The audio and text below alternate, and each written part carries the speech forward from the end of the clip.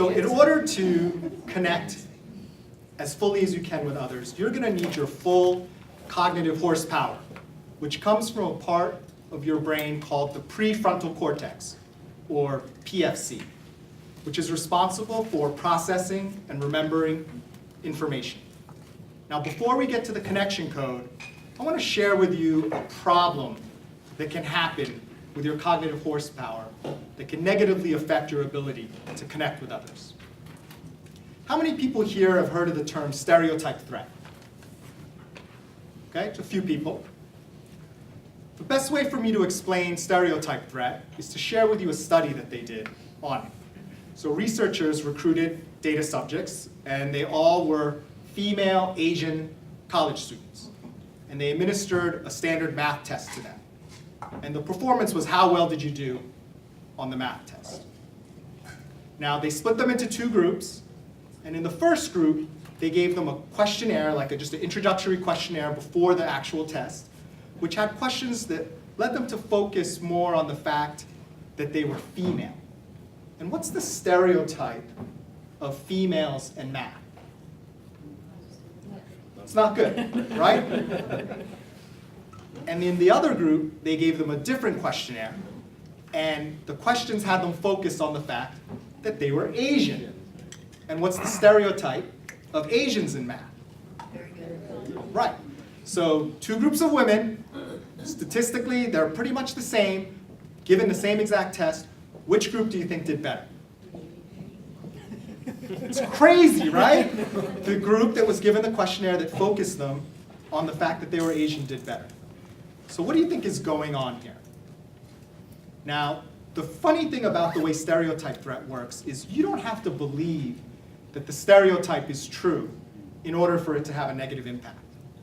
So what happens is when you go into a performance context and you need your prefrontal cortex to do the processing and remembering of information, if there's a negative stereotype out there about your performance, you can get distracted by it. So now instead of concentrating on the math test, you start thinking, well, if I do this, am I going to play into the stereotype? Or if I don't do this, does it seem like I'm trying too hard? And now precious horsepower that should be spent on the task is instead being spent on worrying about the stereotype threat. So now you may be thinking, Joe, can we get back to connection, because I didn't want to find out that I'm worse off today than I was before I talked to you.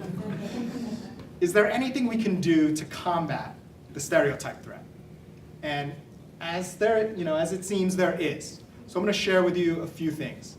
Think about your mind as having an empty cup inside it. And when you head into that performance situation, it's high stress. And if nothing is in the cup, it's very easy for the stereotype threat to get poured in and distract from your performance. So what we want to do is we want to put something else in the cup ahead of time to prevent the stereotype threat from coming in. So what are those things? I'll share them with you very briefly, a few things. First, you want to look at writing in terms of your anxieties or things that you're doing, because they've shown that writing about something can really help with your performance, especially when it comes to the anxieties and worries that you have with it. So that will help combat the stereotype threat. Another thing you can do is role models. They've shown that when you have role models, concrete role models that really combat the stereotype threat, it helps your performance as well. And the last thing is great. You need to look no further than yourself.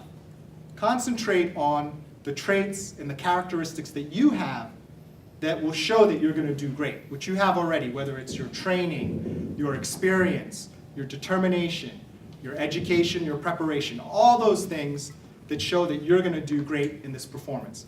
If you concentrate on those things, it helps prevent the stereotype threat from coming in and negatively affecting your performance. So now that I have your attention, let's get back to the connection code.